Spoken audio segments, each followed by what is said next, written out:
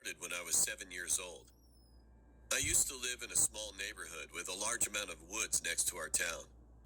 One day, my parents left me at home with my brother while they dropped my other brother off at football practice.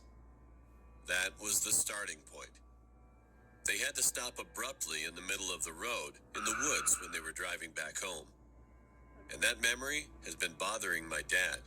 Even now, he said. He said that he definitely saw something that day and remembered what it looked like. It was an extremely thin figure, around 7 to 8 feet tall. He was sure that it wasn't a bear because when it saw their car, the thing stood up on two legs and ran away with a strange form. It had lots of blotches on certain parts of its body, while other parts were losing hair or had none at all. And its back looked broken and poorly arched when it ran back into the woods. When my parents had warned me about it, even then, I never knew what it was. After I turned 10 years old, one day I had to stay home alone while my parents went to visit my uncle. So I invited 7 of my friends over who I'll call Bella, Riley, Max, John, Kayla, Shannon, and Penelope. We had fun playing video games, watching movies, and things like that until midnight. Then I suddenly remembered that thing my dad had seen a few years ago. Hey, why don't we go searching for that creature? No. Looking at each other, we thought it would be a fun idea to try. So we grabbed our flashlights and headed out into the woods. Once we walked in, everything mysteriously got way creepier, and the weird sounds got louder. The whole area was totally dark, and the fear of getting lost was affecting all of us. Suddenly, we heard a loud crunching noise. We shined the flashlight in the direction of the sound, and finally, we saw it. There were some dead carcasses of deer, and I could see that there was some other big animal. At first, I thought it might be a bear that was eating off of those carcasses.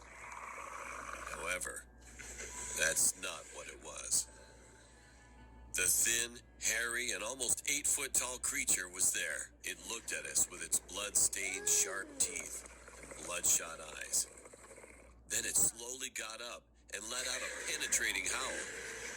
Not caring if branches hit us or if we got cut or bruised, we all screamed and ran away through the woods. We didn't know whether it was chasing after us or not, but we didn't care.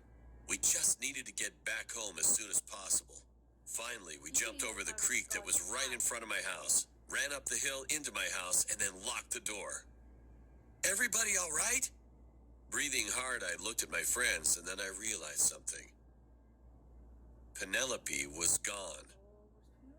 We must have lost her in the woods somewhere as we ran away.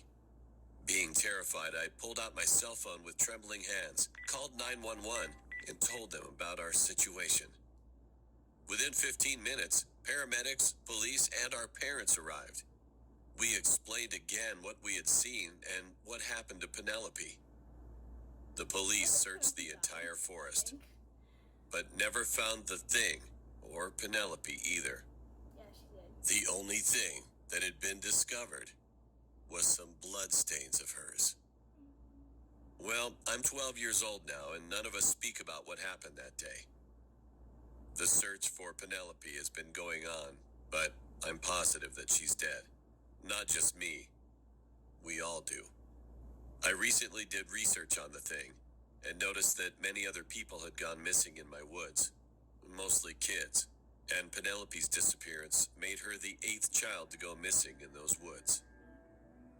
I now no longer go into my woods because I'm afraid that if I do, that thing will find me one day, and I will end up like Penelope.